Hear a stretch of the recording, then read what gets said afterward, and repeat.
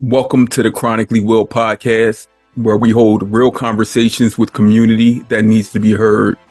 On today's episode, I have the honor of visiting with Anais. Anais is someone that I have not formally held conversation with.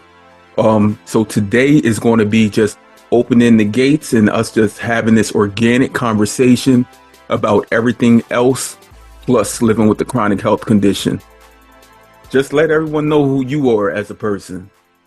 Yeah, well, thank you. Thanks for having me on. I'm pretty excited. I've never done anything like this. And I just enjoy having conversations with people who have similar and different life experiences. So I'm looking forward to our conversation today. But yeah, my name is Anais. I'm located in Long Beach, California. Um, I say I'm from San Diego. I was really born in Chicago, but I lived in San Diego since I was 9 years old. So pretty much raised there for my childhood. I went to college there. Um, I went to college at UCSD. I studied global health biology, and then after college, I worked as a diabetes researcher for a couple of years, doing clinical research, mainly type 2 research. I did have the opportunity to work a little bit on type 1, but I worked there for a couple of years, and that kind of gave me a career trajectory and an idea of what I wanted to Mhm. do. Yeah. But yeah, so I was just going to say that that's how I ended up going back for my master's. I'm in the last semester of my master's program right now. Um, I'm actually doing an independent study that I started myself, and it's with type 1 diabetics in college. So really excited we could chat about that a little bit too. And I'm also an avid soccer player. I've played club soccer, I played travel, semi-professional. That's my go-to. That's definitely a big source of my wellness and diabetes, health, mental wellness, everything. It's a huge part of my life. I've played for almost 20 years now. So soccer is a Wow. big part of my life. And I come from a big family. Both my parents were born in Puerto Rico, and my siblings and I were born in Chicago. But, my mom's like 9 out of 10, and I'm Oh, like you're 45. first. You're first. Y'all are all first gen. Mhm. Ah, First generation born in the States, first generation college. So lots of sacrifices from my parents, which I acknowledge and appreciate.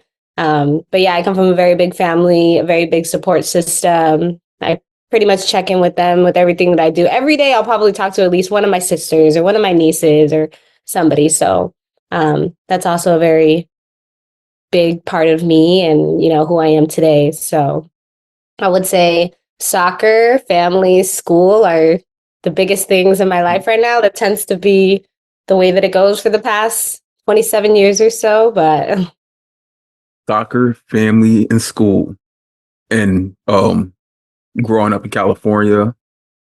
I've never been to California. I've been on the West Coast, like okay. Nevada and stuff, but yeah, No, I've always wanted, and I know that it's going to be a trip probably soon within the next few months. I have to yeah, get out to you know California, more so like Southern California. yeah, That's where you're currently in that location, yeah, right? yeah. And Mhm. there's a lot to do. I would say Nevada, Arizona, that's not the same as California. I know, That's more desert, that's a whole right? No water.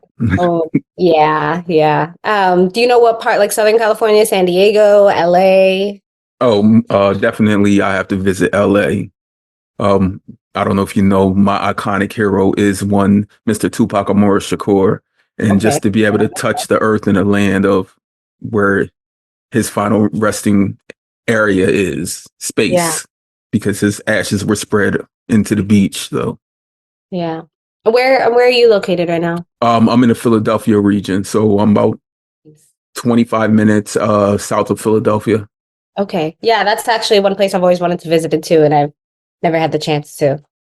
Right. And you were born in Chicago. Did you grow up in Chicago at all? I lived there till I was 8. Until you were And then pretty much all of my extended family is still out there. My sister is still out there. So I go at least maybe twice a year. I was just there in February. I try to go at least twice a year. And then my other sister is in Texas.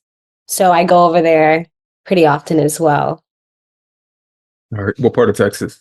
Have we had She, this conversation? we may have on Instagram. She's in San Antonio. Okay. Wait. Do you have family from Abilene? There it is. There it is. There Look, I'm it is. like, did we have this conversation? Yes, Yeah, Abilene. yes, Yeah, that because is, we're talking about how Abilene is a whole nother place. Like, yeah, that is because of my boyfriend. He was stationed in Abilene. He's here in California now, but that's why I was in Abilene, because what I mean. right, what service is he in? He was in the Air Force. Okay, yeah, I have a cousin who was in the Marines, but he actually, so he grew up in Abilene, Wow. because his mom ended up following her sister, who was in the military, to Abilene. Her big sister and him and his siblings all grew up in Abilene. And then when he went into the Marines, he went to California, and now he's back in this area.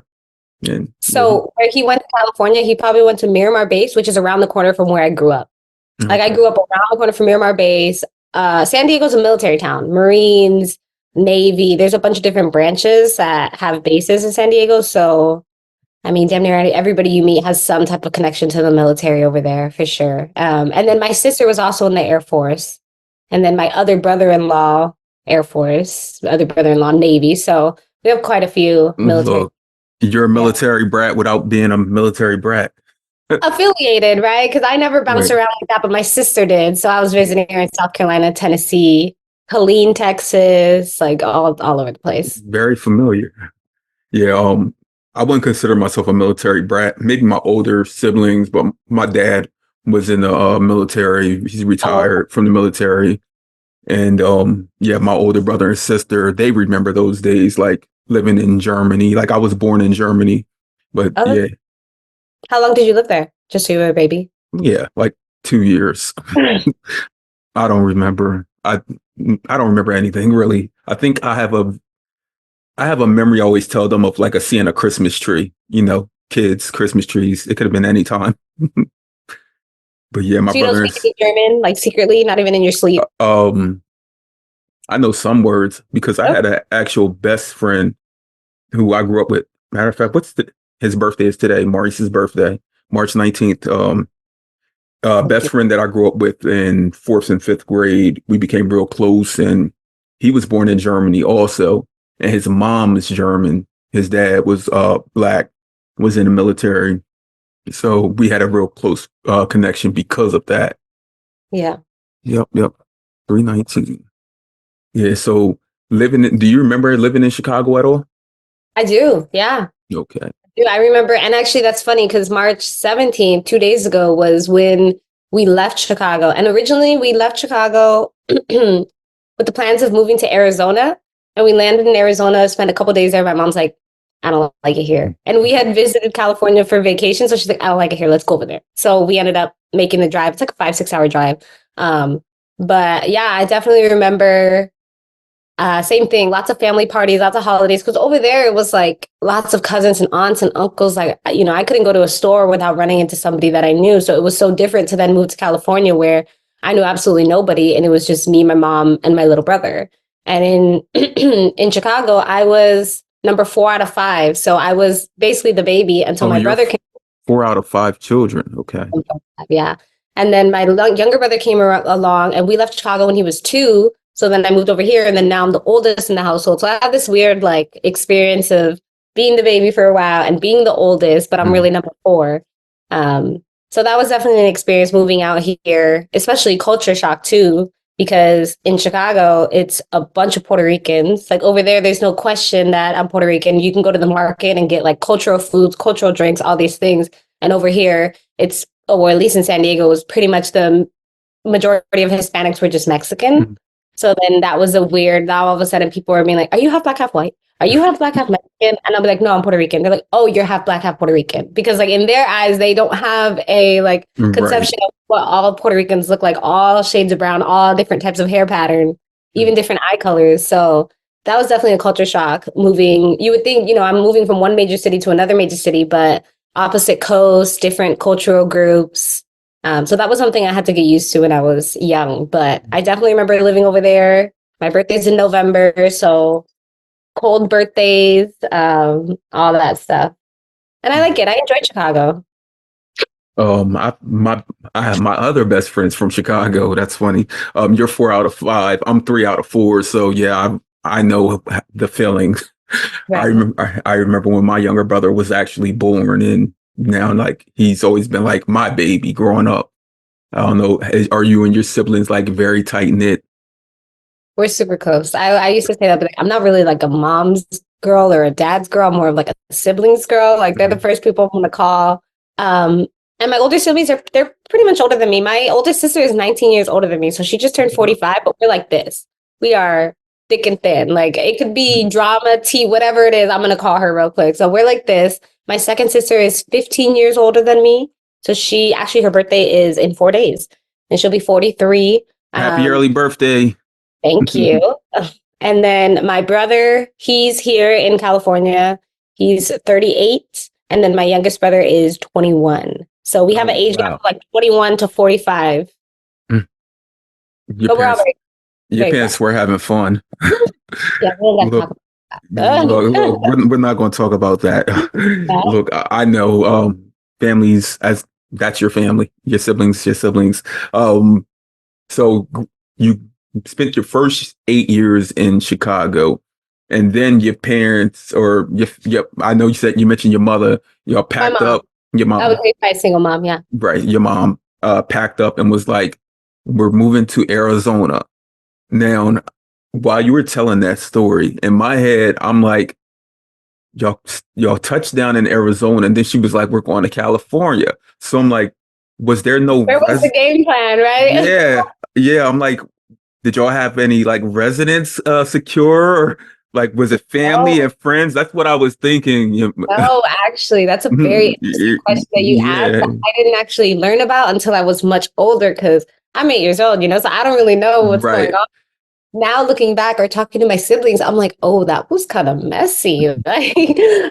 But basically, my youngest brother, the fifth one, he has a different dad. My parents divorced when I was like 9 months old, so Mhm. he has a different dad. So his dad worked out of this like Southwest. He worked out of California, Arizona, and Texas. So that was kind of the game plan is we were moving over here to get close. So we didn't have like a permanent place, but we had an idea. And they were looking at places together. They would go apartment hunting all the time. But for a while, we were like in a hotel, like a extended stay type of hotel. And I Look, remember mom didn't have a job yet, so it all we would just sounds go to it all sounds like fun to me. Like seriously, as a when child. you're 7, when you're 8. Yeah, I mean, I'm Yeah. just staying in this hotel. There's a pool. I go swimming every day because I live in California now. Um, but yeah, now looking back, I don't even remember how long that was. Not too long, maybe a couple of weeks, and then found an apartment, and then my mom found a job and got us in school, and then the ball started rolling. We lived in that neighborhood for the next like 10 years or so. Right. She did everything she had to do to just to make sure that her children were well. And I'm pretty sure like your mom is probably like, I mean, I know how I feel about my mom. Yeah, And no matter what anyone else has or ever said about my mom is my heart, like second to none. Like seriously, my mom and my siblings, like for real. Like yeah, and that's your mom just she did what she had to do, and look at y'all all now. Y'all definitely. aren't all, and you're all over the states. So that shows that because of your upbringing and things that your mom taught you at home, like you're not afraid to leave home.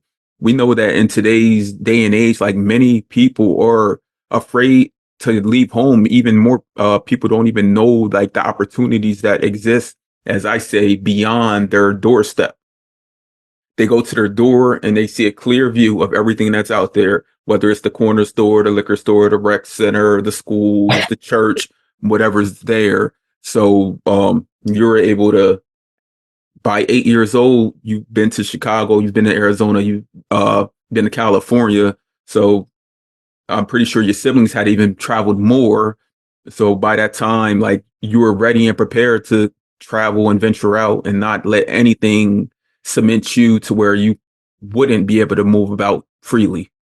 Yeah, I definitely make the joke where I tell my mom, I'm like, you're lucky that I was good at making friends. And like, moving to a whole state a couple of different times wasn't too bad. But yeah, definitely. And her whole thing when we moved to California was like, I'm not going to live in the ghetto again. I'm not going to do that. Like, I didn't move to California to live in a bad neighborhood. So I grew up living, just a one-bedroom apartment, me, my mom, and my brother, but in a good neighborhood, in a walkable neighborhood, in a safe neighborhood where we could cross the street and go play sports, go play soccer. So, um, Very, that's why I say I recognize the sacrifices, especially now as an adult, and I'm, making decisions, and I have to counterweigh, well, how would I make the decision if I was in my mom's position and I had 3 kids at this age?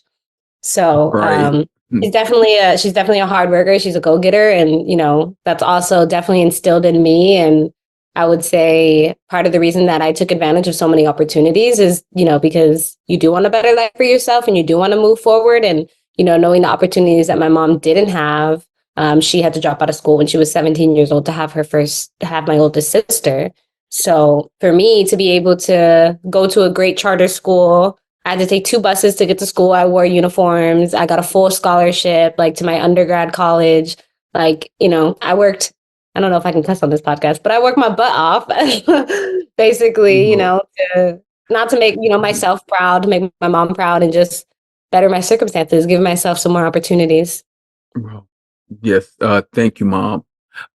Yeah. A big part of the American dream is to see your children do better or be more well off than you were. And Definitely. Yeah. definitely you're living the American dream.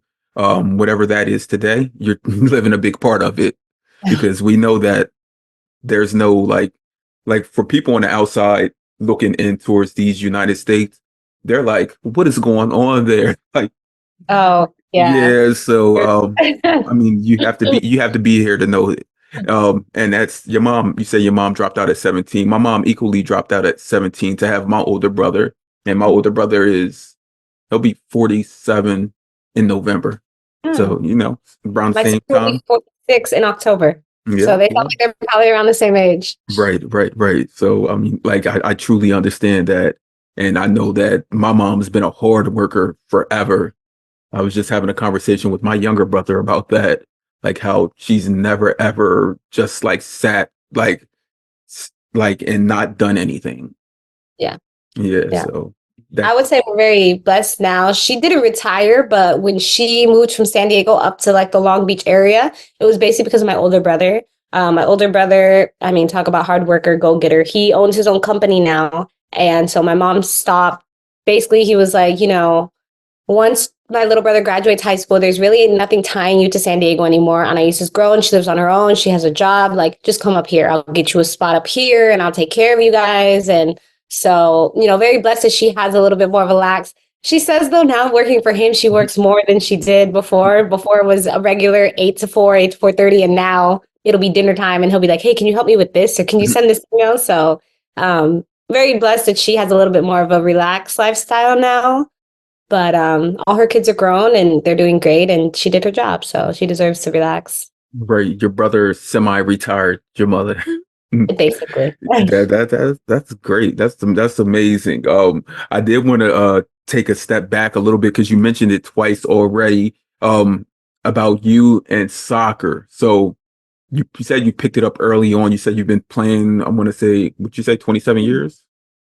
I am You're 27, but I 27, you're played 20. soccer for about 19 years. Okay, okay, so that's like one of your big things, like at 8 years old. I've been doing that. I've been doing that longer than I had diabetes. I've been doing that Right, so. right. 8 years old, you moved to California. You moved with us, like started playing soccer immediately. And Basically, yeah. that probably had was a great that was a great deed in your transitioning over the years. So now you picked up this love and you held on to it.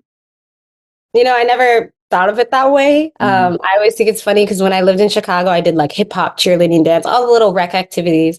And my mom was like, "Do you want to play soccer?" And I was like, "Soccer's for boys." Like I didn't know anybody who played soccer in Chicago or any girls. It's cold, so it's not like a year Mhm. round sport. And then I moved to California, and everybody was playing Everyone soccer. played. Everybody was on a team. Everybody played against this person. This person was on this person's team, and I was like, "Oh, okay, that's like the thing to do out here." Right. So I told Club my teams. can you put me in soccer? I started just rec, just AYSO, just basic. I was like, can you put me in soccer? I really want to play soccer. And I remember my first practice, everybody's going around and they're like, my name's Brittany and it's my third year playing soccer. And my name's Melissa and and I'm like, my name's Anais and this is my first time playing soccer. And my first game, I scored a goal, my first game, and I never looked back. The only time I've ever taken off is I tore my ACL when I was a senior in high school and I had reconstructive surgery on my left knee. So I had to take almost a year off. So going into college, at first I was kind of like on the idea that I wanted to get recruited and I wanted to play at a university. But then that happened and, I had really good grades. So I kind of had to tell my mom, like, I'm going to go to a school that I want to go to school. And if I get to play soccer there, then that's cool. But I'm not going to go to a random, and I had a lot of girls, friends do that. They went to these random schools all over the country because they got offers for soccer. And some of them came back like a year or two later because it's hard. That's a lot of changes all at once. So at 8 years old, when you got on that soccer field and Melissa and whoever else you mentioned were saying, I'm so and so and I've been playing for 3 years, and you're like, I'm Anais, and this is my first time playing soccer. That was the last time you really had to do that formal introduction on who you are, because as In you the said, soccer, right, as you said, you scored a goal on that day, and that day moving forward, I'm pretty sure they were like, we know her now.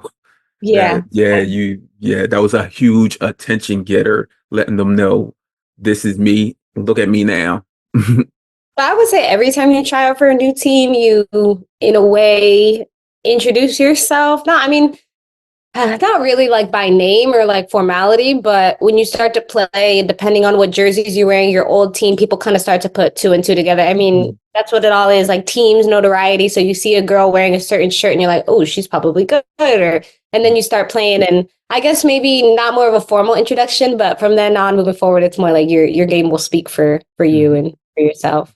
I remember when my oldest niece, my brother's daughter, so my brother's 46. He had her when he was, I think, 16 or 17, so she's 29 now.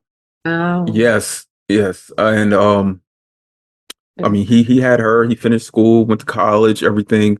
But when she was in middle school and high school, me and my younger brother would go to all of her soccer games. Like, she was like a beast out there, running up and down, knocking everybody down. Yeah, yeah. And she was like the only girl of color that was out there at that, like, during that time, and everyone's rooting for her, cheering for her. And she actually did get a soccer scholarship to a school in Pennsylvania area, but she actually turned down that scholarship, and she had another scholarship for Spanish. So That's yes, awesome. yeah, she Yeah. used that I mean, scholarship. I 100% support that decision. Like I said, that was me too. Like I love soccer. This is my bread and butter, but I was like, I'm not going to be a professional soccer player. Let's be honest. But I am really smart and I'm really interested in this, and so I'm going to pursue this path. And at the same time, continue to do what I love and what fulfills me, which is soccer, and just do it in a different capacity.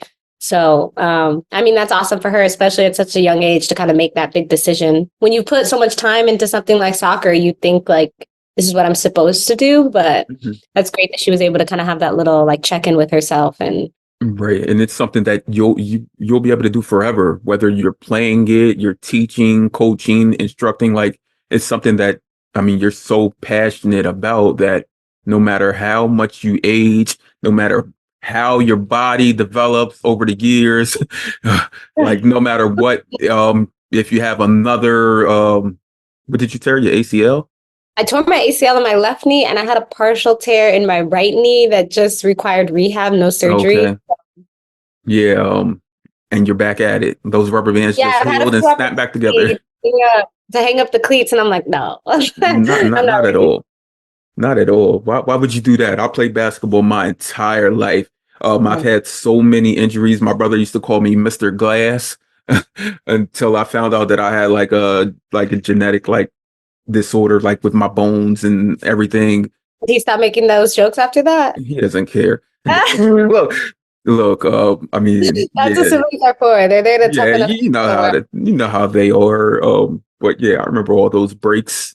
Some good breaks, some bad breaks. But I mean, I remember in eighth grade having to take a whole year off of playing basketball, and like it broke my heart. Like, it really broke my heart. But Yeah, later on, even 15 years later, I was still playing in like pickup leagues, pro-am leagues, things like yep. that. And that's young to have an injury that serious. Mine was my senior year of high school. So I basically put all that time into my college applications and my essays. And then when I was better, when I was better, my mom was going to get a second job just to kind of make ends meet. And instead, I got a job working at Kohl's. Thank you. So I got my first job, like working in Kohl's in high school. So I used that time productively, but Mhm. I was a little bit older that I had stuff going on. Eighth grade is definitely hard, especially to be that young and to be able to have that forethought, like, oh, I can just use this time productively, or, Mhm. everybody needs a break once in a while. Yeah, middle school in general is tough and hard. It's not as hard for us young men as it is for you young ladies, especially in seventh grade. Seventh I would grade say is a part of the reason whole it's so hard for the young ladies is because of the young men. Yeah, seventh grade is a whole nother monster. I'm going to tell you this because my daughter is 13 in the seventh grade, and I cannot compare my seventh grade experience to hers, even though she goes to an all-girl private school. Oh, wow. Like, like it's just different. But I understand how the pace of things have changed over the years, and also the access to things. So you see everyone even beyond in front of you. You see them on social media. You see them like everywhere, like nonstop. The repetition like Yeah, continues. that's different than what we grew up with. I just grew up with maybe some text messages after school if you had a phone that could text. Right. Is Yeah. you said you have a 13-year-old daughter. Is that your only kid? Do you have Oh no, I have three children, 15, wow, 13, and 10. 15, 13, and 10. Nice. All Yep. boys, girls. Oh, well, no, obviously all boys because you just Look, boy, girl, boy. boy, girl, boy. And that's it. You're done? That's it. That's me and my wife are like no more. Yeah. Yeah. We haven't even thought about that. Like, Oh, yeah. Three would be three, two, maybe three max. But that's mhm. awesome. Right. So in a few years, I'll talk to you about that. Look, Probably. yeah, Yeah. yeah, I don't think I mentioned this, but I'm interviewing for PhD programs right now. So mhm, in the fall, I'll be starting my PhD. I haven't decided what school. There's a school here near me that I got into, and then also a school down in San Diego that I'm still in the final process with. So I'll start that. But all that to say is that kids are at least like 5 years in my plan away. mhm. Yeah. And Hope there's nothing wrong to handle your business. Like seriously, um, kids are a blessing. They're amazing, and they're expensive at the same time. But I wouldn't take back like having my children when we decide to have children against anything. Like to be able to see them all in their different stages of growth and development just is amazing because of when you reflect on your own upbringing and your own life, and then you're able to see your child not only in the mirrored image of yourself, but also doing things like even beyond your own like measure. Like you're like, wow, it's more than amazing. give me 1 second. I'm sorry. It's good. I can edit it all out. Okay, no, sorry. I thought my boyfriend was feeding the dogs, and I already did, but they will eat it twice. Mm. Look, my dog, he's like, I'm not eating twice unless you give me something that you like, something that I could smell that you're eating. I'm like, boy, you better go ahead. Do you just have King? That's his name, right? King? Yeah, King, my daughter has a parakeet named Kiko. My youngest son has a turtle named Tiny Turtle. And my oldest son is like, I don't want none of these pets. I'm trying to take care of myself. I'm 15 and and they've had these pets for years. Like King, I've had since 2019 when we purchased our new home. My wife was like, she had already told me like we're going to get you because we have been looking into service dogs and whatnot, and we knew exactly what kind we wanted, Yeah. like a black lab or lab mix. And I remember one day there was this big event that's held locally for for rescued animals, and we went there, and my oldest son picked out King, and we are like already had everything set up to get him trained to be a service dog. Oh, I see. Okay. Yeah, and my oldest son, I told him, I said, you can pick out which pup you want, and he was I think 9 or 10 weeks at the time. He was Oh, tiny. wow. Yep. Oh, wow. Yeah, I got Brooke through through a service dog like organization. So I got her when she was 2.5. and fully trained everything. I actually had to go to the training center for 2 weeks so they could basically train me on how Mhm. to handle a service dog and all the rules and just everything that comes with taking care of her. So here she is working away again. Are you highly competitive? Yes. Simple answer. Yes. Yes. Yeah, I think that's definitely channeled into sports, but I would even say like growing up, like Uno card games and things Mhm. like that, like with especially having older siblings. Um, yeah, I would say healthy competition, but yeah. It reminded me a lot of my younger brother. Yeah, I can tell that you are competitive, like even beyond soccer. One of the first few things you mentioned were that you finished up your master, or you're finishing up your master's program. And then you just recently talked about your PhD program that you've applied for. And I know that those things are highly competitive. Because someday I do want to complete a PhD program. Um, I've been formulating it in my head for some time, like in global health. 'Cause, Nice. yeah. So yeah, you have to be competitive. It's a dog eat dog world out there. But at the It's same, yeah. yeah, I know I'm saying it's a dog eat dog world out there. But at the same time, we know that the majority of the work that we do, or for the benefits of society in general as a whole. Yeah. I would say it is competitive, but it's also kind of competitive with yourself because when you're applying, you can't see who your competition, quote unquote, is or who, else is Mhm. applying. It's a very like put yourself out there and you're basically putting yourself out there to be judged, right? Like look at my grades, look at my accomplishments, look at my essays, my letters of recommendation, and all these things on paper. Mhm. And then hopefully if you make it past their initial screening, then you have the chance to have an interview and you have a little bit more of an opportunity to talk about yourself, give a little bit more personality to your application. But it's hard, especially when I was waiting. It's a little bit easier now that I've gotten a few decisions back. But during that like couple month period where you're just kind of in limbo, it's nerve wracking, it's anxiety inducing. There's lots of like blog pages like Grad Cafe and Reddit that people post on. So you're seeing other people post like, oh, I got an interview here, I got in here. And if you haven't heard anything yet, then you're kind of like, well, I have an eye. So it's a difficult process, definitely. And it's very emotionally taxing. But Even when just you that. I haven't even started the program yet. But when you do get that call or that letter or that email and it gives you and it tells you of your acceptance, it's all fulfilling, correct? Yeah, I got my first acceptance last week. And there was like a prospective student kind of event thing going on Friday. So they kind of basically reached out to me and they're like, look, we haven't finished your letter yet and your financial package, but we do want you to attend this event because you have been admitted. So I'm like, okay, cool. But it was a surreal event. It was for all grad degrees, so it was like master students and PhD students at this school, and it's in public health, so all like the public health degrees. So and that was also cool too to meet other people who have been going through the similar process and hear them say, "Oh, I got in here, knowing I got rejected there," or "Oh, this school never contacted me," and knowing I just had an interview there last week. So it's very interesting to just see different people's journeys and hear a little bit about that and I think it kind of makes you feel better because it can be a very isolating process.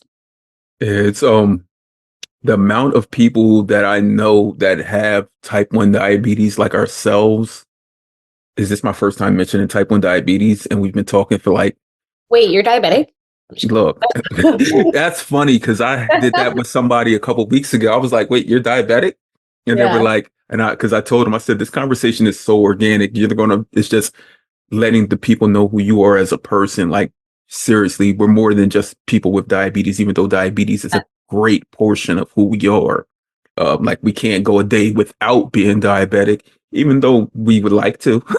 Yeah, when I used to work in diabetes research, one of the doctors was like, having type 1 diabetes is like you're always driving a car. No matter what is going on, you're still locked into, you know what I mean? You're doing something to be like, I wonder what my blood sugar is, or, do I need to have a snack soon? So it's always on the back, the front, the side, all over our mind. Right. Right. And for people to say that it's not, then I'm gonna mute this out, then you bullshitting me. Like for real. And Like you don't know. And you don't know. seriously. Yeah. But what I was trying to say that is many people I know, type 1 diabetics are in public health. Mm.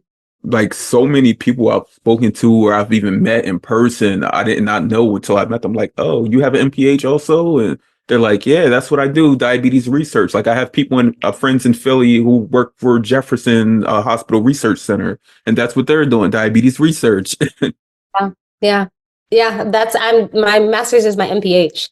Mhm, Um, but most of the research, I mean, maybe they're doing type 1 research, which is really cool.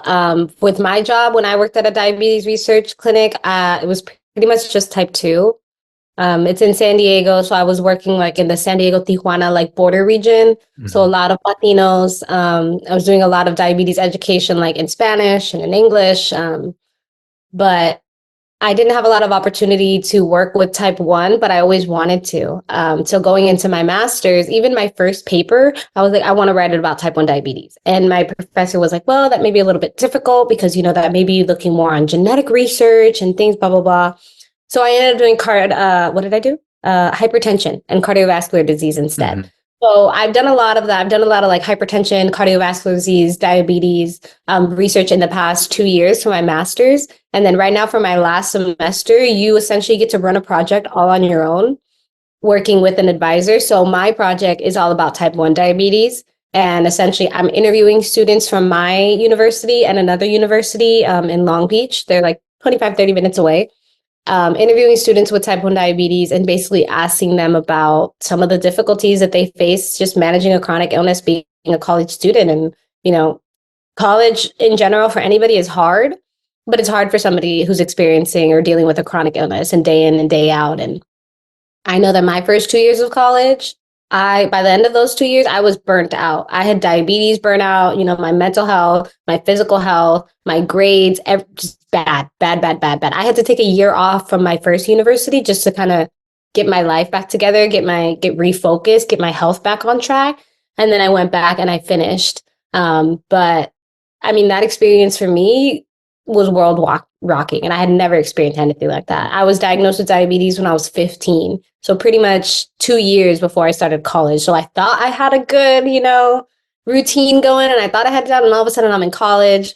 I'm up late. I'm dealing with my own meals. Nobody's there to kind of in the back of my head be Mhm. like, oh, did you check your blood sugar? Did you do this? And yeah, Right. it was You difficult. were you Fun. were your first in your own independent study even before going into the I T1D was my own independent guinea pig. study. Yeah. Right. So this study is basically thinking of who I was 6 years ago, 7 years ago, who I was and where I was in college and how difficult it was for me. And I had nobody around me to talk about it with. Or maybe I did, but I was never used to asking for help and being vulnerable. So I didn't know. But it's still different. And now at one of the colleges that I'm interviewing, there's an entire student run organization for students who have type 1 diabetes. It's led by a faculty member who has type 1, like everybody in that. And it's so different. And that's one of the things that I'm interested in is like, how does this social support network and having people around you that you can have these common experiences, common struggles with, how does that improve your wellness? How does that apply to making you still Mm. successful as a student and in life? Right. Because we know, I mean, even if you're not regularly conversating with the other students, just that lived experience and being around them and just being able to see how other people and or how the diabetes relates to them and their day-to-day actions. Because like my dad, he's going through he has chronic kidney disease and he goes through dialysis 3 times a week. And just hear him like speak about it and the people that he's able to interact with daily, like I know how much that motivates him and they motivate each other to Yeah. just better, like just be better humans in general, even before we think of being better in their management of our care. Yeah. I mean, and I think that's partially what you're doing with this podcast, right? Is like you're giving people a voice, but you're also kind of, like I said, the first half of our podcast, we're just chit chatting. We're not even talking about diabetes at all. But Mhm. in the back of the mind, you and I both know that we both deal with the same things. And we have our diabetic alert dog over here throwing paws at us. So we're trying to focus on this conversation, but diabetes it's still there. It's still around, definitely. It's And yeah, and today it's not going anywhere. In the future, we'll see. Like, Wait. yes, the Sorry, I keep like clearing my throat, coughing a little. A couple weeks ago, I had bronchitis. And how are you I today? You're good. saw my post. Oh, I'm much better. I just have like a little bit of, like a lingering cough, but I don't know if you saw my post when I was going through that, but I had never experienced taking steroids. So taking steroids and then having diabetes and trying to manage my blood sugar while I feel like death, that was a new experience for me after having diabetes for over a decade.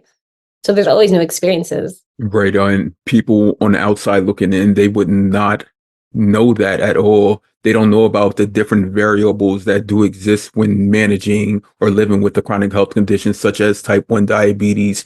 I mean, there's like any little thing you can pull from a web is attacking you. Like there's no just chill moment when they're like, well, you're tired, just go to sleep. What's my blood I'm sugar gonna at? What's my die. blood sugar? How much insulin do I have on board? When did I last eat that protein? Like Yeah, yeah. just the sometimes even just the adrenaline that rises from the continuity of checking your blood sugar. That stress as well can be a variable in your day-to-day management. And people are like, how do you do that? And like, magic. I have no choice. Or when people are like, I Right. can never give myself shots every day. It's like if you wanted to live, you would get You, over you it. will have to. You will have to. Yeah. There's no option. Yeah. Like literally, this is I've spoken about this a few times on this podcast. That diabetes, type 1 diabetes in general, this is what I have to speak on because this is what my lip condition Right. is non-stop. It's not like when people say okay, I've been working this job all day, all night. I'm always getting money non-stop, non-stop. I'm getting money non-stop. I'm doing this non-stop. And I'm like, no, you're not. I'm like, you may be doing those things in your head 24/7, like, but this is literally non-stop. There is no, I mean, with No, tech, with yeah, there's even with the technological advances that we have today, there's still things that we have to navigate through. Make sure that my phone battery isn't too low. Make yeah. sure that my PDM or controller or whatever battery is charged and that it's in range and like different things. Yep. Nah, me too. I knew Yeah. you said PDM. Yeah. Like even like going to concerts. Have you ever gone to a concert or a sporting event and you're like, just lost service? Mm. Like, Or yeah, especially, well, because I'm a girl, they'll be like, "Oh, the bag policy." I'm like, "The bag policy does not apply to me." Or does like, not does not "No, exist. no external food or drink that doesn't apply to me." Look, I've been to see everyone from Beyonce to whoever, and I've told them as I walked in, like medical bag. And you like usually they're just like, go ahead. I'm like, that fast? That's that easy? Yeah, yeah. There are things that I definitely, there was a time period like before COVID that I was going to a lot of music festivals, not like EDM festivals, but like Rolling Loud, Day in Vegas, like more hip hop R&B festivals. And that was also a new experience that I had to learn. All right, what is it going to be like? I'm going to be on my feet for the next 10 hours, walking around, So that's also an experience. It got to the point where I had low blood sugar snacks for myself. My friends had them because there would be times by the end of the day where, I mean, that's at least everybody's different, right? But for me, if I'm playing soccer, in the moment I'll go high, but that night I'm low. I'm low, low. If I have a game, if I have a tournament at night, my just body is so exhausted.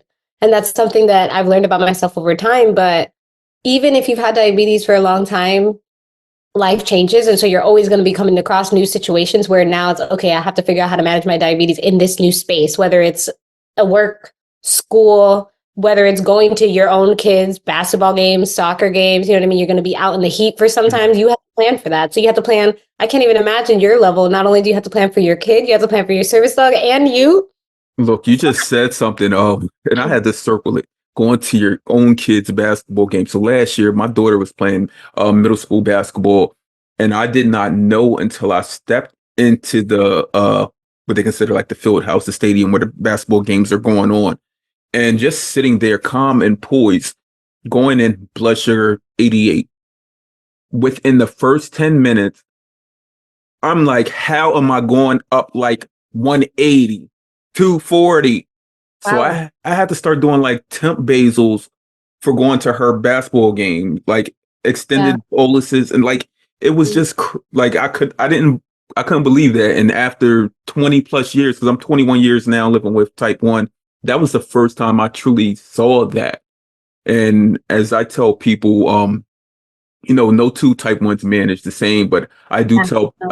I do tell people like we do for the most part go and get our quarterly lab withdrawals, blood withdrawals are and everything. So that's when I do like my fasting glucose levels and check to make sure like my basal is on point and everything, because we know that the variables that exist with living with type 1 diabetes, they change so often.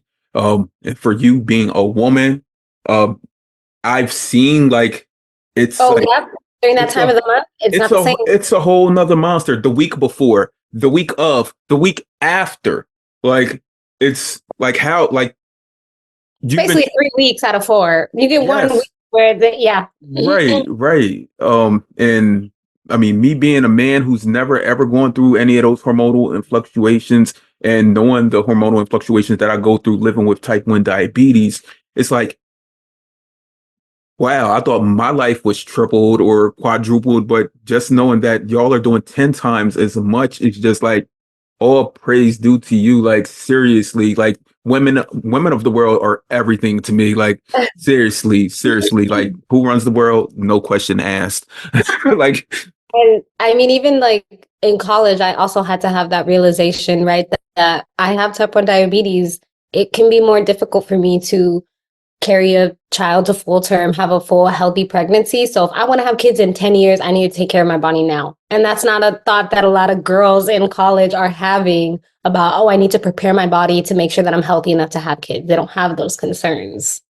right, you're preparing for the future beyond just the master's program that you're in and the PhD program you'll be in soon. Like you're preparing day to day, like for that future 10 years from now, 5 to 10 years from now. Right. And I always tell my boyfriend or just people, there are so many things about diabetes that you can't control. You know what I mean? You can eat the right breakfast, you can give the right insulin, you can do everything. And oh, when you said that, when you were like, no two diabetics are like, I tell people I can eat the same thing from one day to the next day, do the exact same thing, and that does not mean my blood sugar is going to be the same. So, um, well, I totally forgot what I was going to say. Look, Totally, the thought came and it went. that's life living with a chronic health It came condition. and it went. I don't know what it was. It was Yeah, something about blood sugar management and right. I do have a question off of that. Do people who knew of you before like before the Anais today, I, people from even like 4 or 5 years ago, before even like the current technology used today, do they ever look at like do you ever like feel as though people look at you like in a different way now because there's so much about diabetes, so many conversations about it, so I would say yes. And actually, this thought, I'm glad that you brought that up because it brings me back to something I was going to say earlier when you were talking about just starting the podcast in like, COVID times and just being out there to be that voice or that representation on social media. I kind of went through a similar thing where I was like, you know what? I kind of want to post and people know that I have diabetes, my friends know, but I don't really use any of these platforms to educate people or to connect with people about diabetes. So during that time, like basically after I finished undergrad, but before I went back and I was working for a couple of years, I was like, I'm going to put a little bit more effort into trying to post more, trying to follow people who have diabetes, trying to engage more with the online diabetic community. And I feel like I've learned so much more, even about managing diabetes. I've learned so much more from people who actually have diabetes than I have in the doctor's office, right? Because it's different. You'd go to the doctors for maybe 20, 30 minutes, but these people have been living with type 1 diabetes like you for 20 years, 15 years, 10 years. So I've learned a lot. And I feel like I've also taught people a lot. I do have like that healthcare sciencey background. So a lot of my friends are in medical school, they're in PA school. And I love when I've had a few friends, one of my friends in medical school, she commented, she's like, I really love reading your posts because I don't know anybody our age who has diabetes, who has type 1 diabetes, and I'm learning about it, but to see like you and your life and how you live your life, like it's really helpful. I had another guy comment when I was post, because I went through a phase earlier in the year where I was having trouble with my insurance. I wasn't able to refill any of my prescriptions, like Mhm. insulin, Dexcoms, Omnipod, nothing. Went to the emergency room, still wasn't able to get insulin, a mess. But during that time, when I started to get my technology back, I started kind of posting about it just because I was happy. And I had a friend who's in PA school who kind of commented asking a question. I forgot exactly what the question was, but basically his understanding, like do you have the Omnipod 5? Yes. Okay, so we have the same one is closed loop, right? So I can look at my PDM and my PDM will tell me what my blood sugar is, right? But that's only because you're also wearing the Dexcom. Well, his understanding was basically like, well, why do you need the Dexcom if you have that? Because isn't it all like reading each other? And essentially, he had learned about a closed loop system, but because he's in PA school right now and we have access to all this technology, after having a conversation with him, he was like, oh, thanks for explaining it. Because the way that they told us, they kind of made it seem like everybody has this, like everybody has closed loops. I said in an ideal world, yeah, everybody has closed loop, but I'm gonna let you know that's not how it is. You'll find people who either maybe because their insurance, because of cost, or maybe people don't want that external reminder that they have type 1. They don't want to use anything, you know? And you'll have people who will just use the Dexcom, people who will just use the Omnipod. Like there is an array of different ways to manage diabetes. It's not just the shiniest, newest technology that everybody has access to. I wish, but it's not that way. And I was telling him, so that's why if you have diabetes, you need to know how to do it with no technology too. You need to know how to pull from a vial and check your blood sugar with the old school glucometer, insulin to carb ratios, correction factors, like all of that stuff you need to know how to do.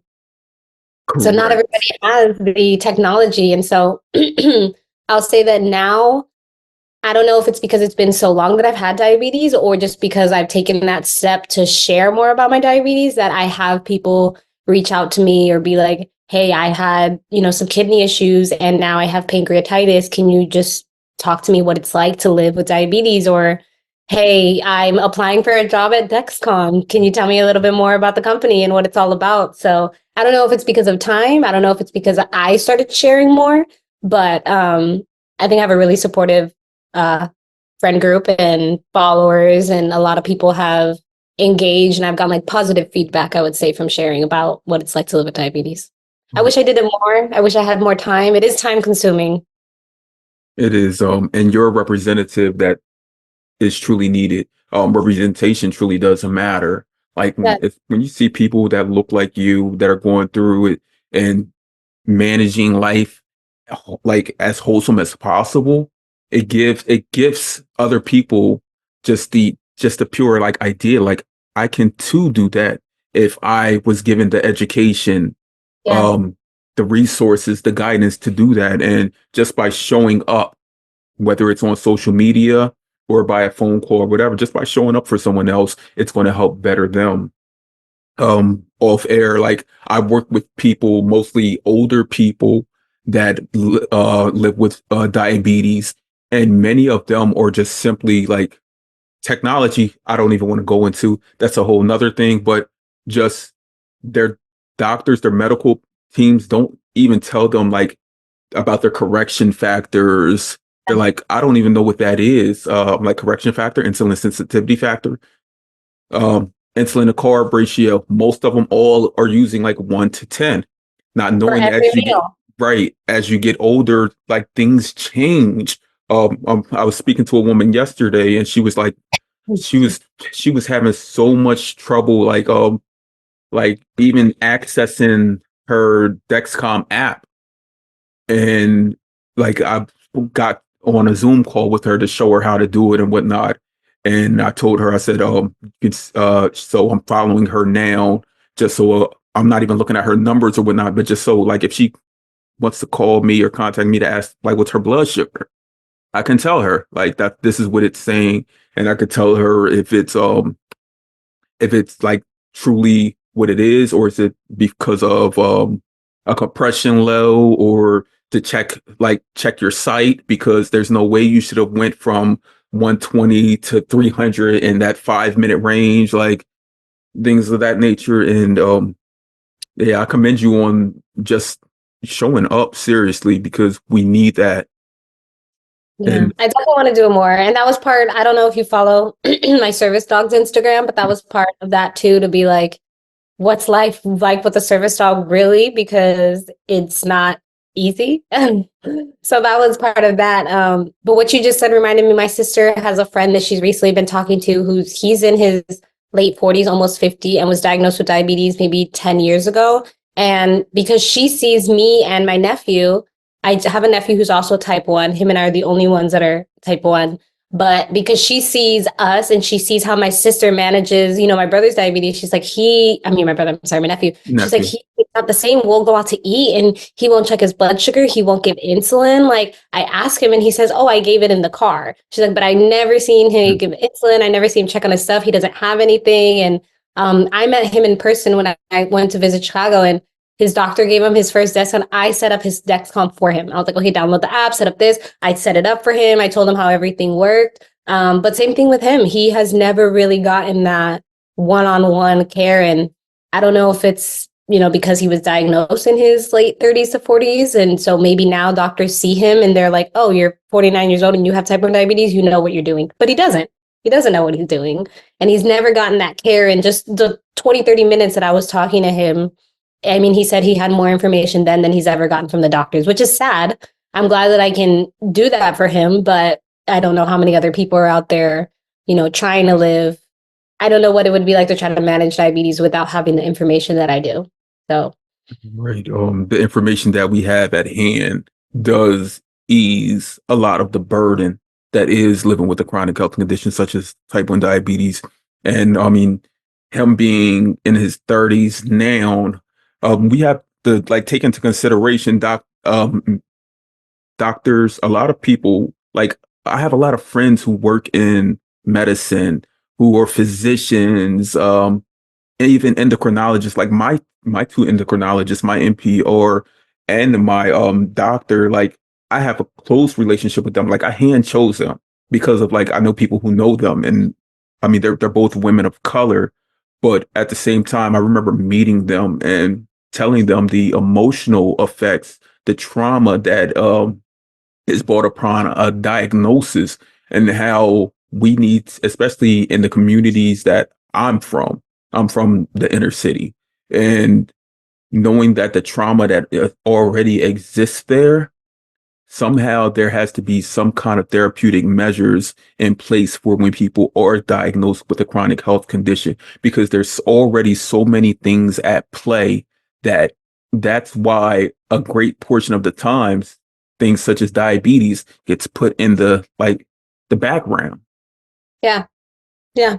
And definitely depending on where you are and the kind of environment that you're growing up in, it's like, are you in a food desert? I mean, I think people have done a better job nowadays of trying to alleviate or ameliorate the effects of that. But it was definitely a thing where everybody would take the bus, and before there's a liquor store right by the bus stop. So they're getting their hot Cheetos, they're getting their Arizona iced teas and all these things that if you're a kid with type 1, you really shouldn't. I mean, if you're anybody, you really shouldn't be snacking on those things. And it's hard to make those adjustments. My mom was diagnosed with type 2 before I was diagnosed with type 1. So she had kind of already made that shift. I mean, we're Puerto Rican, so we eat a lot of rice. We eat a lot of like meat, beans, things like that, plátanos. So she had already started to make that change, within our own family diet. So I think that helped when I became diabetic and that shift. But when I used to work a lot with people with type 2, I would feel bad for like the woman who would tell me, like, we're giving them tips and tricks about how to eat. And they're like, but my family doesn't want to eat that. I cook for the house and my husband doesn't want to eat that just because I have to. So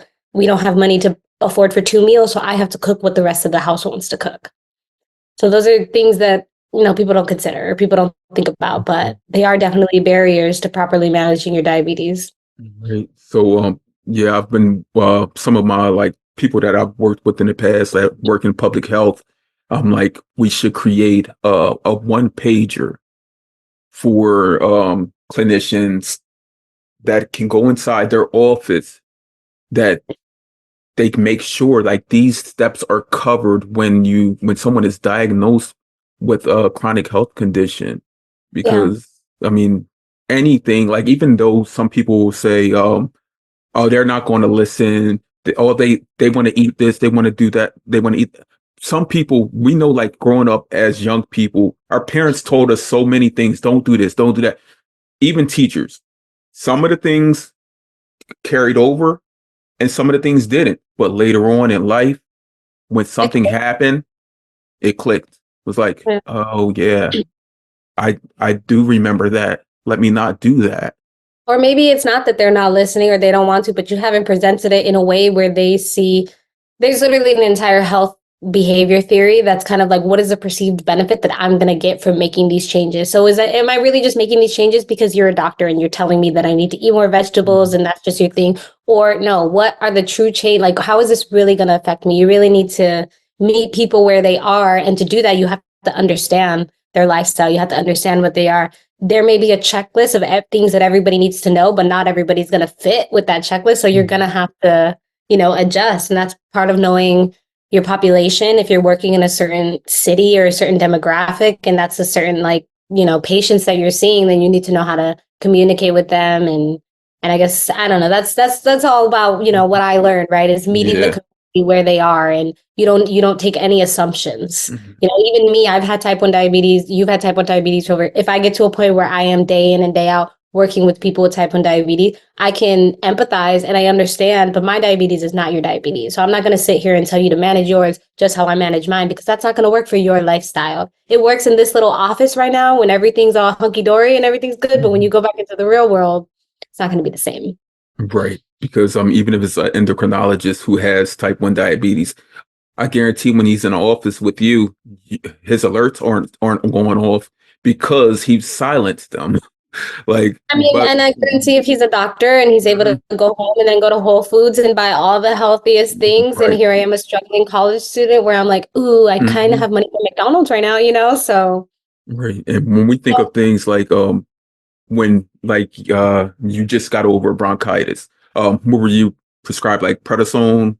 yes, and I've never taken steroids. I was taking prednisone, antibiotics, and also an inhaler. And in the doctors, she also gave me like a shot of steroid in my butt, and she had me do a breathing treatment. And I've never done anything like that. But the year before I was diagnosed with diabetes, I got pneumonia.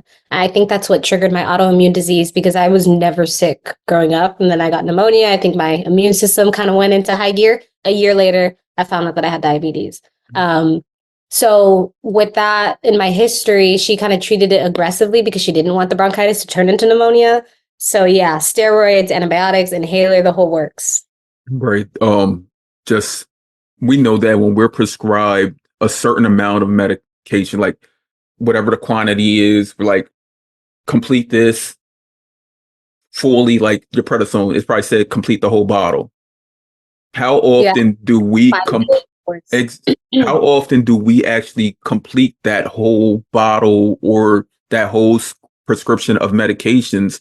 So when someone is diagnosed with something such as type 1 diabetes and the doctor tells you you have to do this, like for many people, they're like, the doctor always tells me I have to do this. I always have to do that. And it turns into just, I mean, like we learn from our own lived experience Yeah, because that education, the doctor, I'm not even going to just say the doctors, just people aren't generally put in a position to tell you that if you don't take this, then this will occur because right. we're so, I mean, we've been living for so many years with, okay, I was told to take this amount of prednisone, this much of cesarizine or whatever daily, but I've skipped But days the on it. doctors know best, right? Right, Yeah. right. I've skipped days on it. So, and they told me I needed this to live. I have asthma and have an inhaler. I've run miles without my inhaler before, but they Yeah. tell me that I need this to live. Diagnosed with diabetes, told you have to take insulin. So many people have gone into rationing over the years because they do not truly, they weren't truly educated in the, if you do not take this is not an option. Like you Or have, I think, sorry, not to interrupt, but I you're think good. also one of the things with diabetes is that yeah, you skip an insulin dosage, you're fine. You're not going to go to the hospital right away, but over time. And so it's hard to manage an illness where the negative effects aren't seen immediately. I mean, you may end up in, yes, DKA and in the hospital, things like that, but still that can still happen over time. So I think that's one of the hard things about diabetes too, is that you're managing something that you're essentially having a plan. Well, I want to live till I'm 60, 70, 80. So let me take care of my kidneys now. And that's, I think, a lot of foresight that either people don't have, or like you said, the doctors aren't teaching it or presenting it in a way where it's like, no, this is why you need to do it. Not because, oh, don't take if you don't take your insulin, you're going to feel like, yeah, that's true. But if you don't take your insulin, you're putting pressure on all your other organs and all these other Organs. systems that down the line is going to be a lot worse than a little stomach ache or a headache or feeling like, Right. so I And think that's a lot of, that's another part too. yeah, and even if you do take care of all of these things, you can have an A1C below 6 for 15, 20 years. There's still the option. There's still an option within your own body that your organs can fail. Yeah, that possibility is always there. Yeah, yeah, it's always there. Yeah. So I always make jokes. I'm like, I have bad knees and diabetes. I have all these old people problems. look, and that's just today. That's Exactly. not saying like when you wake up tomorrow or 10 years Yeah, from now, right. God forbid. I went to the student health center on my campus because it's part of my tuition and fees. It's like free if I go. And I had a really good experience. And so basically all she told me was, she's like, have you ever taken steroids before? And I was like, no. And she's like, well, it can make you feel a little, anxious, or it can make your heart beat fast. She's like, and your blood sugars, it's going to make your blood sugars higher. So, you may need to take some more insulin. And that's it. That was the only little, and I knew that steroid medications, like anabolic steroids, can increase your blood sugar, but I've never taken them. So I didn't know to what extent that it was. So I'm thinking like, okay, I'll increase my basal rate, by another 50%. I did that. I'm still in the 300s, 400s. I'm like, oh my goodness. And I ended up posting on social media, like a screenshot of my blood sugars and putting in the comment, I have bronchitis, I'm on steroids, da da da. And another girl that I know commented and told me that she had taken the exact same steroids. And she's like, I had to increase my basal by like 200 to 300%. So like the provider was able to tell me, hey, yeah, you're going to need some more insulin, but she's not an endocrinologist. She's not able to tell me exactly how much. It wasn't until somebody else who had diabetes, who had taken that same medication and gone through that experience, told me. And I did. I had to increase my basal by like 200, 300% to get myself back into like a normal range. But I wasn't expecting that. And the doctor, I don't think, had enough knowledge about type 1 diabetes to explain to me exactly how much insulin I was going to need. She was just able to kind of give me a little heads up that, you're going to be higher than usual. Yeah, steroids, that's what they do. Anabolic steroids in general. I've taken some for like torn rotator cuffs. I've had multiple over years, and steroids, like they always ask me, like I always tell them, like I don't think the steroids are helping me. Like seriously, so I stopped taking them many years ago and just went through like PT and stuff because I don't know, because like they make your blood sugar rise so high. And when your blood sugar is high, the healing process slows So, down yeah. drastically. So like even over the last 4 years during the heart of the pandemic with people catching COVID, and we've seen like people, you have to have a plan for a sick day. Because I know when I initially caught COVID, July, I went two plus years without getting it. When I first caught it, like I remember having to set temp basals for like 200 and 300%, and it still wasn't moving. Yeah, so during a time like that, and people living with diabetes, information like that, I mean, we know that it's individual, like on your during what you're going to need to increase your levels, but there should have been some kind of formulary, like, Yeah, I had no idea yeah, how, and I didn't know, like for her, she told me 200 to 300%. I said, all right, let me start at 150 to 200. Let me see what that does for me. Cause obviously our diabetes is different, but she was able to give me much more of a better idea of how much this was going to affect me. right, not the 10 or 15% more. Oh, no, that wasn't doing anything. That was a drop in the bucket. Right. So, Anais, we've talked about a whole lot, everything else plus diabetes. Can you see this favor? So I start off every meeting. I write the person's name in the center, and then this is like Venn diagram just starts. Yeah. And I just start writing things and just circling. So I start these conversations off so organic because I mean, we want the community to get to know who you are as a person before anything else. Um, Topics s- would reveal themselves. right. So we are, as we wind down, there are a few things I want to know. So the first thing I do want to know is on the day that a cure is here. Don't say but, don't say we know that it's here. Like the magic unicorn of diabetes came down and sprinkled its fairy dust, and diabetes has been eradicated 100% fully. It's Van Moose gone. Like, what do you do on that day? Eat ice cream. No, I'm just kidding. Um, Actually, even saying that reminds me of my nephew. He's 10 years old. He's type 1 diabetic as well. He's been diabetic since he was 22 months old. So I was diagnosed first, obviously because I'm older, but as far as age wise, he knows no other life other than living with diabetes. And he had made that comment. He's like, when diabetes is cured, I'm gonna eat all the ice cream. And then I made a joke. I was like, who gonna tell him? But so I mean, immediately the first thing I thought of was him. I call him my diet buddy. I mean, we're always rocking with each other, right? So I guess the first thing I would do is probably call him, Mm-hmm. celebrate with him, call my sister. Um, we have a different aspect of things. I don't know. We haven't touched upon it, but I don't know if any of your kids have type 1. But that's a whole different monster and a whole different beast, right? Being a child to somebody who's type 1 and being a type 1 mother, they call it. And the sleepless nights, the waking up in the middle of the night, the anxiety, sending them to school, all these things that you and I were the ones living with diabetes, but I don't know what it's like to be in the parent's shoes. And I'm sure as a parent, you can imagine how difficult it's like to see your child be diagnosed with a lifelong condition at such a young age and now have to do all these steps and all these things that regular, healthy kids don't have to go through. So I feel like definitely the first thing I do is call up my sister, call up my nephew, and just kind of rejoice and celebrate with them. So when I go back to my first page, the thing that I put on the top of the page that I wanted to keep as a reminder for you after your name, it says, I don't know if you could, my handwriting, can you read that up there? Hold on. All I see is circles and lines. So it's right here. It says celebration. Celebration.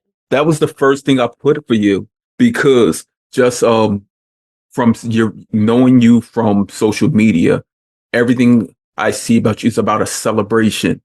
Like it's just about the joys of actually living. And you just said that right there, and you're mentioning your nephew, 22 months diagnosed, and the first thing you want to do is celebrate with him.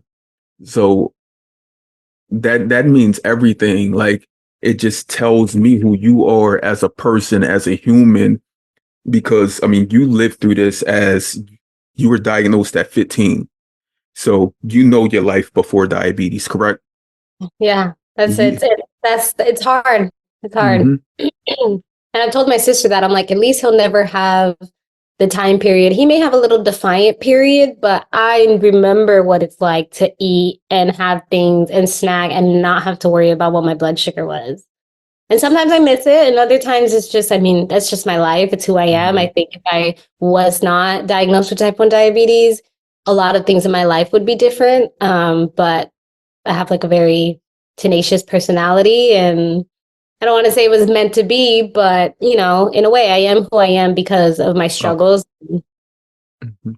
And you are still the person you were with diabetes, just with an extra Just some extra bag. sugar on top. Yeah, like a whole like Santa sleigh full of sacks. Like serious. Like I remember my life with before diabetes as well, and being like we've already spoken about that age, like a growing young woman, 15, like you had your friendships. You probably even had your first relationships at 15, and friendships like even how like going back to school, just knowing that you have this chronic health condition, even though other people, I don't know if they knew or not. Did they know, like upon you My re-entering close school? friends knew. I went to a really small school, like really Mhm. small school. Like it was 6th to 12th grade, less than 1,000 students, so about 100 students per grade. So when I was gone for a week, yeah, everybody knew that I was gone for a week, and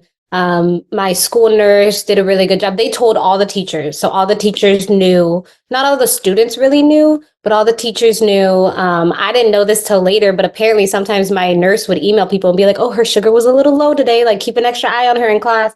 I didn't know she was doing all that. Mhm. But my friends knew, my close friends knew, yeah. And some of them came to visit me in the hospital. And my best friend from 6th grade, we just went to Six Flags for her birthday over the weekend. And she's like, I remember walking in and seeing you in that hospital bed. And just it's a surreal feeling. You were at school one day and then the next day you're in the hospital. She probably has a greater memory of you in the hospital bed than you even do. Like, I remember, well, she came the night that I was diagnosed. And so it was around dinner time. And when the nurse came to give me insulin, I was still, like, and I was wincing and she started crying. mhm. So I always think about that because I remember seeing her face of like watching her watch me go through it. It kind of gave me like another, for me, honestly, when I was diagnosed, I wasn't scared. I was relieved. I had felt terrible for about 2 weeks. And I was telling my mom, something is wrong, something is wrong, something's not right. And I was like, these are all symptoms of diabetes. And she's like, you don't have diabetes. I'm like, it's like, calm down. Were you like a teenager who was late night up on the internet? I think I was searching it up because I was 15 at the time. I was a sophomore in high school, but it was just a lot of little things. Like I just did not feel like myself. I was super thirsty all the time, having to pee all the time. I could no longer see the board in class. I was like this on like the bus, losing consciousness. Just something did not feel right. And then when I was playing soccer, sometimes I would have so much pain in my like stomach and my gut that I couldn't even run anymore. Um, and so I knew something was wrong. And so I was telling my mom, and she had scheduled an appointment with my pediatrician for that Friday, like for the end of the week. Very blessed at the time. One of the moms on my soccer team was an endocrinologist. She deals with thyroid issues, but still. And so she kind of made a haphazard comment to my mom, like, oh, maybe you should check her blood sugar. So a couple of days went by and my mom checked my blood sugar after practice. Like I got out of practice, I had dinner 2 to 3 hours after she checked my blood sugar because she knows.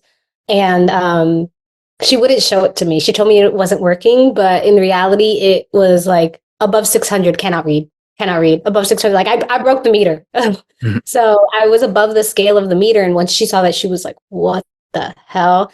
And I went to bed. She was up all night looking up stuff. She was up Yeah. on do I take a life insurance policy out on her right now? She's looking up like, is there all this stuff? And then the next morning, she had called the doctor's office. So this was Thursday morning. I was scheduled for an appointment on Friday, but they basically told her, no, you need to take her to the ER now. And she came back and she told me that she's like, change out of your uniform. And I was like, why? And she's like, because I called your doctor's office and I have to take you to the hospital. Why?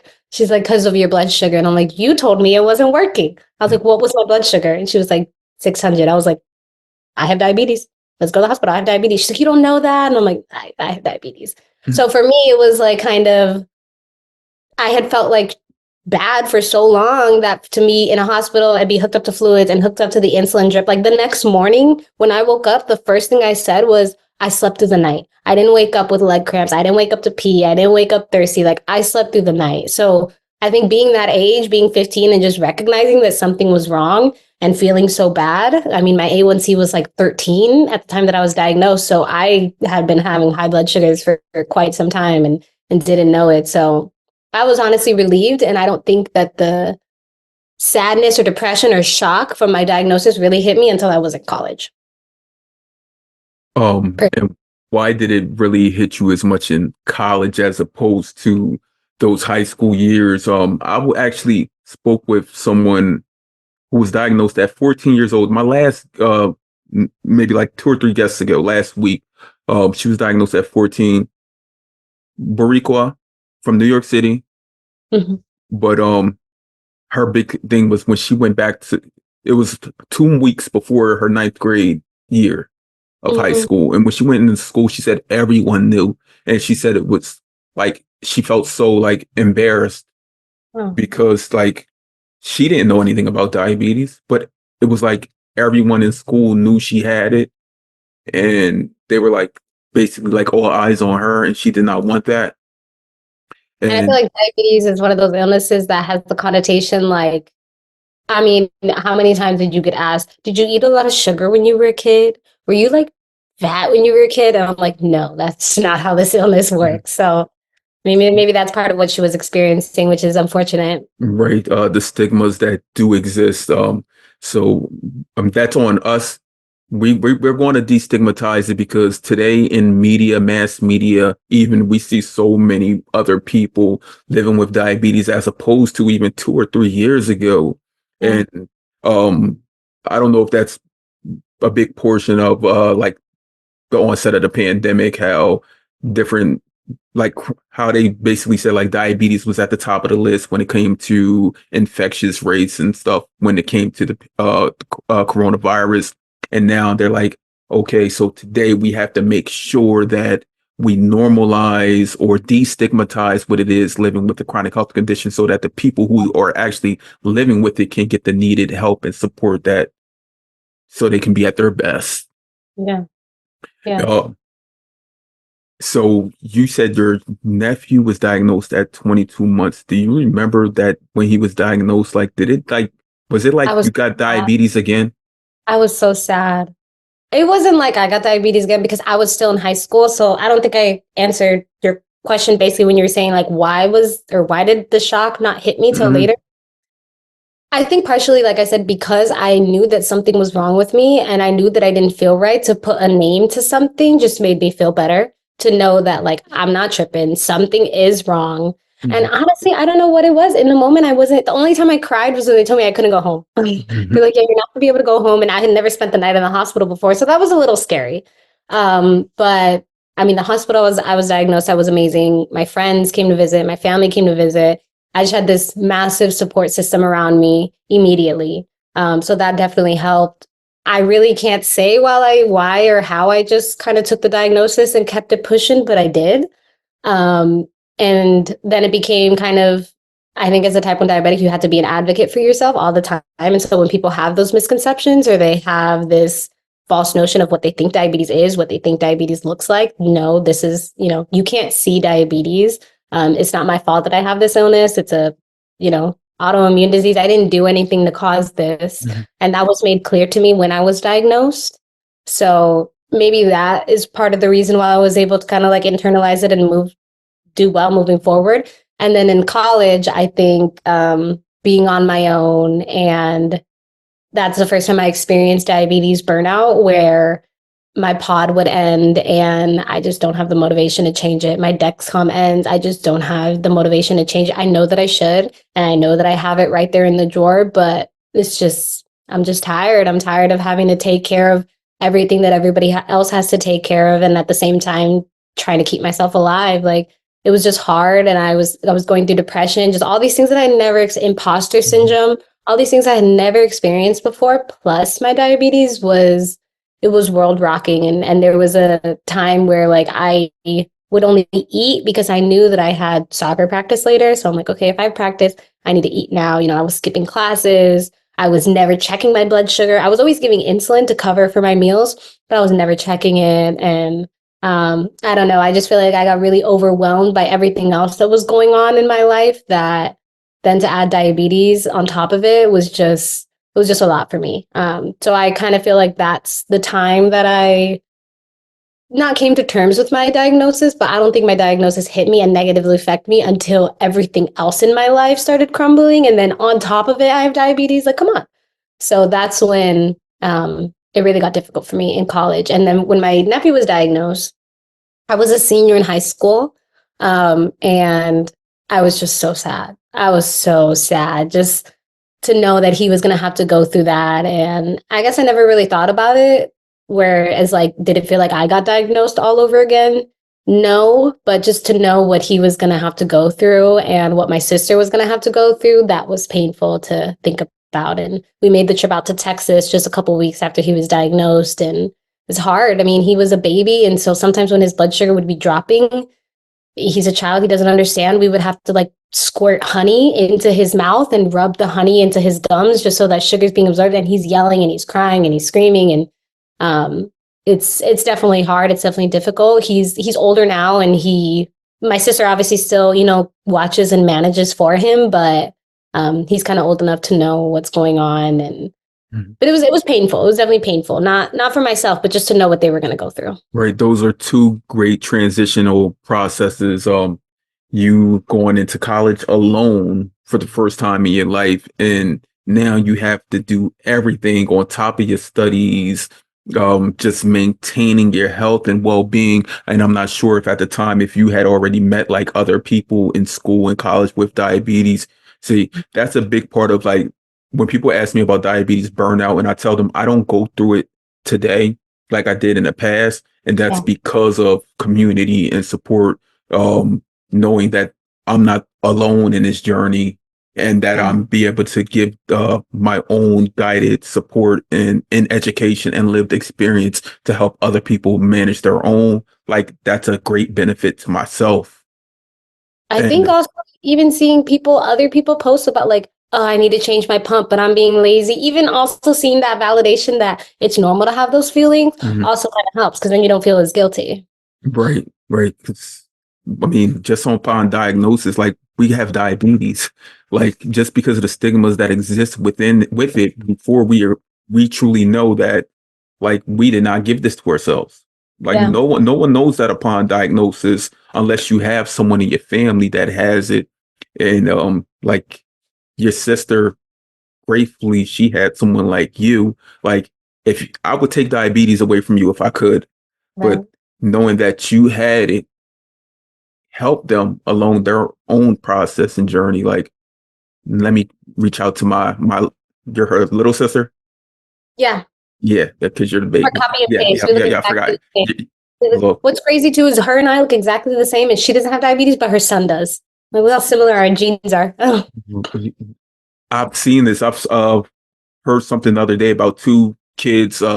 Two have red hair, two have blonde hair. The two blonde heads have diabetes. The redheads don't, and they're all siblings. yeah. Yeah, so it's But, it's something there. I had a like you said, what like literally what you said, somebody did say to me when I was diagnosed, the day I was diagnosed. My friend, like I said, my friend's mom was an endocrinologist, and she worked at the Children's Hospital in San Diego, which is where I went to get diagnosed. So while we were there, my mom ended up texting. Oh no, I think I texted my friend and I was like, "Hey, is your mom working today? Because I'm in the hospital." And she gave me her mom's number, and her mom came down to see me, and was apologizing. Actually, she's like, I'm sorry, I should have just taken you home with me and checked your blood sugar myself. Like, I recognize the signs, but I just didn't think that, you would have diabetes. And she's like, I want you to know that there's nothing that you did to cause this. There's nothing that you could have done to prevent this. This is not your fault. Things like this just happen. And I heard that the day that I was diagnosed. So maybe that's also something that I held with me and was able to get through those 5 days at the hospital and go back to school without feeling like anything was my fault, really. Yeah, so that friend is a friend today. She is a friend today. She lives in San Diego, but she's a friend from soccer. Her older brother, also a soccer friend. She's busy now. I don't see her as much. I do see her brother once in a while through like mutual friends, but every time I see her or her brother, it's always like, hey, how are your parents? How are they doing? So still, I wouldn't say, a close Okay. friend in contact, but more of an acquaintance. Whenever we do see each other, though, it's always hugs and kisses. But her mom was able to ease that burden that was Mom's learning a about a part new of my diagnosis, diagnosis. and I don't even know if she knows it. And I've tried to be like, can you tell your mom that I'm doing diabetes You gotta research? But find her and send her a letter, a note, I need to spend something, a more faith. card. Yeah, Yeah, send her a bouquet of fruit flowers or something. I You do. know, this conversation has been truly amazing. I don't know if you like we talked about you being competitive, but what I've gained from this truly is that you are a true empath at heart. Like seriously, because every small tidbit that we've had and we've spoken about, you've always brought to the attention that I may be doing this and managing this way or whatever, but others, because of their experience, their lives, food insecurities, access to health care, um, even the transition process of being diagnosed and you having that person who was an endocrinologist, like, is because it may be the reasons you were able to basically transition more smoothly, more freely in the process of living with type 1 diabetes. But yes, you are a true empath at heart. And I truly love that about you as a person. But I also feel as though in this space, people need to get to know you because I feel like you're going to do something that's going to really change the trajectory of what it is to not only have and live with diabetes, but just in managing type 1 diabetes in general, because you've been living with it for 12 years now. And everything that you're doing today in your studies, things that you're asking for, like, I have to do this type of study. I need to. And now you're doing things that are going to align with actually, even if we don't find a cure someday, you're doing things that are going to align with just lessening the burden that is living with type 1 diabetes. Yeah. Even if we don't find a cure, hopefully maybe someday I can develop a type of program, a transition program where people who are going through these big changes in life, like changing from college, their diabetes is still well managed. And I don't know. Well, thank you for all of that. It makes me feel like I'm a great public health professional champion for public health, but that's partially why I love public health. Like I wrote about that in all my applications. Like, yes, I have this formal education and this formal background, but the reality is I also know what it's like to have a chronic illness, whether it's a different chronic illness. I know what it's like to have your insurance lapse, not have access to insulin, not have, you know what I mean? I know what it's like to grow up in a low income neighborhood and household. And so I feel like I bring to the table my personal experience and my personal desire to want to help people who have chronic conditions. And I think that, not to say everybody who works in public health and everybody who works in this industry needs to have a personal connection, but for me, that's important. I need to have a personal connection to things, and that's what makes me so like passionate, and it's a big driving motivation for me. So I'm grateful and happy that came out, even not purposefully, but thank you to you too, because I feel like a lot of the times the way that you're, like you said, I'm very go track, and once I start talking, it's going. But you bringing me back, and I feel like you pointed out a lot of things that I never thought about it that way. I never thought about me playing soccer when I came to California, that gave me a deeper connection to California. I never thought about my mom prepared all of her kids to go out into the world. There's all these things that from the outside looking in, um, I think that got a lot of perspective too about my past, and this is a great experience for me. So thank you. Thank you. You're an amazing being.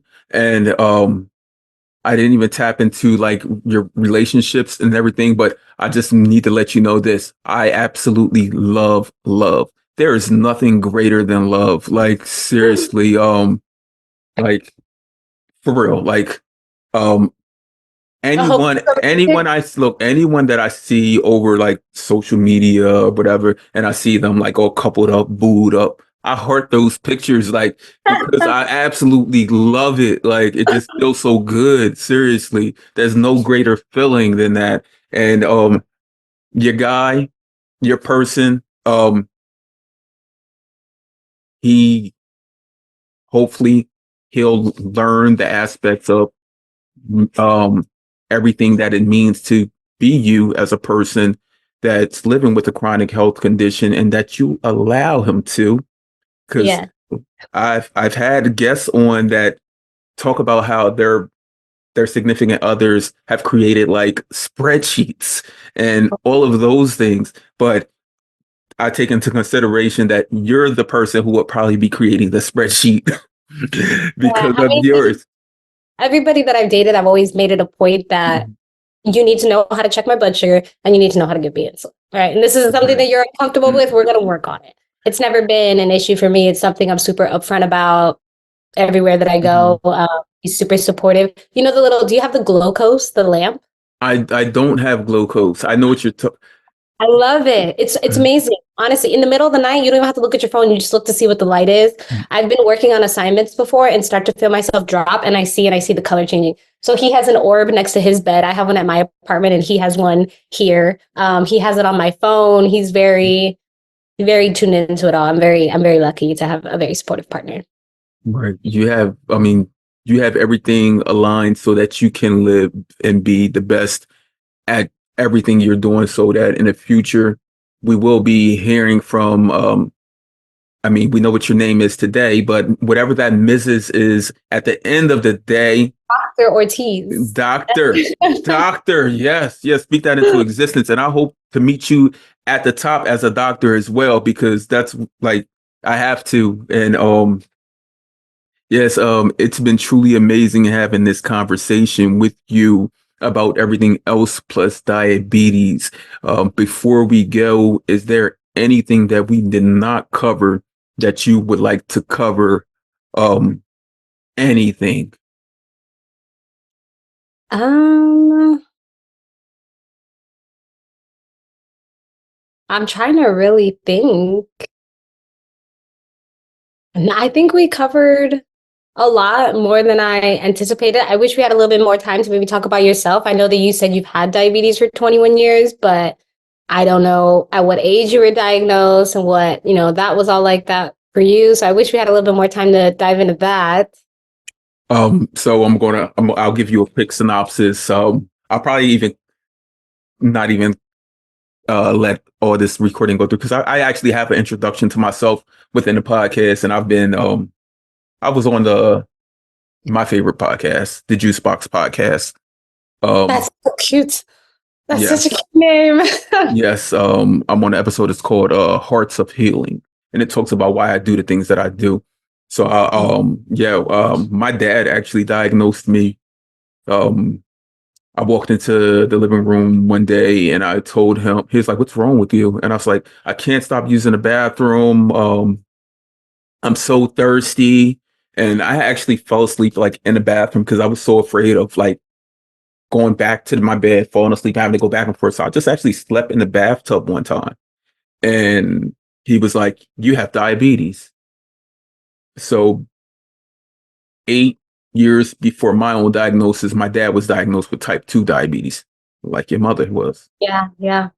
And like he knew the signs, and the um we went to the emergency room, and not knowing, when I stepped on the scale I had lost 1/4 of my total body weight, Oh, and my A1C was at a 14.7. and you And were how old? Sorry. oh, I was actually 20 years old. Oh, wow. Yep. And that's a whole nother thing too. That's another very interesting, like it used to be called juvenile, right? Because that's when the majority of people were Mhm. diagnosed, but you could be diagnosed at any age and wow. All of the guests that I have recorded with, I think maybe only 3 or 4 were diagnosed before the age of 10. Wow. That Yeah. used to be before, like even if you looked it up, it was like most kids are diagnosed before the age of 9 Hmm. and most are white males, I think is the highest prevalence. Well, that's what it used to be. Right. But wow. Even if we look up like the history and the research, because I'm big on research, I'm sure you are as well. When Yes. we even date back to 1922 when Dr. Frederick Banning gave the first insulin dose to Leonard Thompson, and then in the University of Toronto, none of the children in the University of Toronto were children of color. Did you? I'm sure you've seen the like picture of the little girl like before and after she gets like a few or she Hmm. gets on insulin therapy and you just see her like gain weight. You see her face like fill back up So again. I mean, literally brought back to life. yeah, that's what they. By the time when he walked into the University of Toronto, when he gave the first child their injection, by the time he got to the last child, the first child was wakening up, like, and just So how to did that feel for you being like in your young adult life? that And that transition, it was okay at that time during the transition, but years later, when I think back on it, like when I got like maybe like 25-ish, and I was thinking about it, I was like, because I knew my life. and I knew the trajectory that I knew the path that I was on. And I know that diabetes came and put a stop to a lot of things at that time. Like I knew what I was doing in school. I knew my major and everything that I was doing. But then diabetes came through and was like, knock, knock, stop, wait a minute. And for many years, I had to breathe, just breathe, learn how to like gain back a lot of the missing pieces to the puzzle that weren't there. And I didn't realize it was because of, I didn't realize it was because of diabetes. I did not know about the high blood sugars that I was being faced with those early years, how they were affecting me. I And that wasn't, was like 5 years after you were diagnosed, you yeah, said? yeah, like, Yeah, I feel like the same thing happened to me. Diagnosed at 15 and not really till I was like 19, 20 did I really start to like hit in. And like you said, when you realize, oh, these high blood sugars, they kind of get me in a funk. And now it's kind of harder for me to get out of this funk and this mood that I'm in. And mhm, yeah. right. Thankfully for technology and the pups we have today, even though at times I tell everyone this, if you have a diabetic alert, just know, diabetic alert dog, just know when you are having your independent time with your significant other, that dog does not sleep. Like for the most part, that dog is in a bed next to you, like on the floor, like he like seriously. And sometimes he might pop up and lick you. Sometimes it's, especially when you're having a high and uh, you're like, I already gave the insulin for it. There's I nothing I can do, please. right. You're like, I know, pup. And he's looking at me right now, like, I don't know how many mm, times I've said that. I know, mm, please keep me be. Yeah. mm. Do you, and you take him out in public with you? Yeah, I do. He doesn't go everywhere. As like when he was like the first few like 3 years, he went everywhere with me. Like and like today, he doesn't go everywhere.